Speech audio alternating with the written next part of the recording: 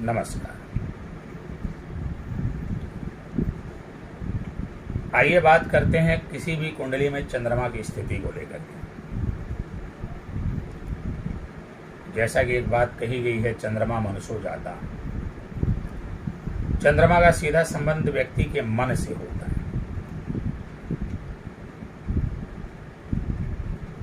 और जीवन में आगे बढ़ने के लिए मन का मजबूत होना बहुत जरूरी है, क्योंकि जब तक मन मजबूत नहीं होगा आपका संकल्प कभी दृढ़ नहीं हो सकता।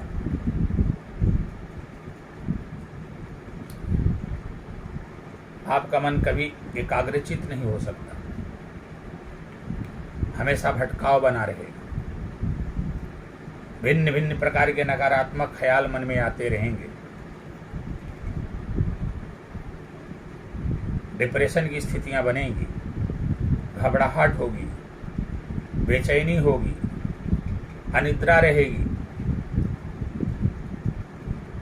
अब आप जरा सोचिए कि जीवन में आगे बढ़ने के लिए इन सारी चीजों का हमारे जीवन में कितना महत्व होता है।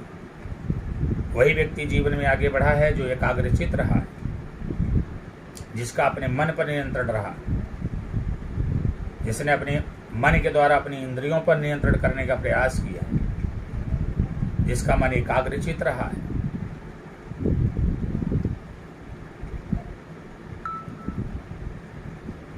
वही व्यक्ति जीवन में आगे बढ़ता है।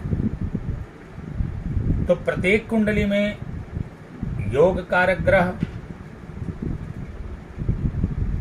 और मारक ग्रह या बाधक ग्रह, इनके तो जो उपाय करने हैं वो तो किए ही जाएंगे,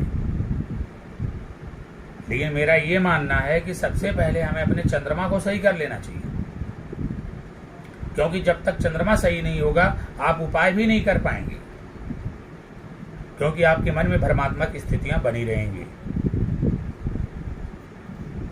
तो किसी भी कुंडली में सबसे पहले चंद्रमा को देख लेना चाहिए कि चंद्रमा की स्थिति क्या है। चंद्रमा शुभ फल दे रहा है या अशुभ फल दे रहा है, चंद्रमा का बलाबल कैसा।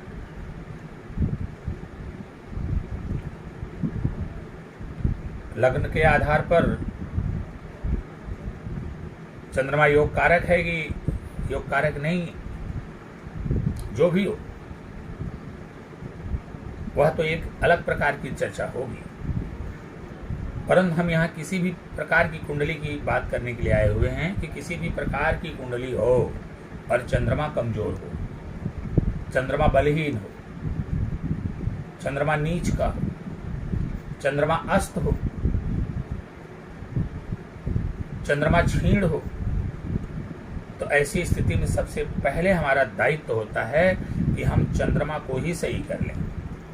आप देखेंगे कि चंद्रमा को सही करते ही आधी से ज्यादा समस्याओं से आपको स्वतः ही छुटकारा मिल जाएगा।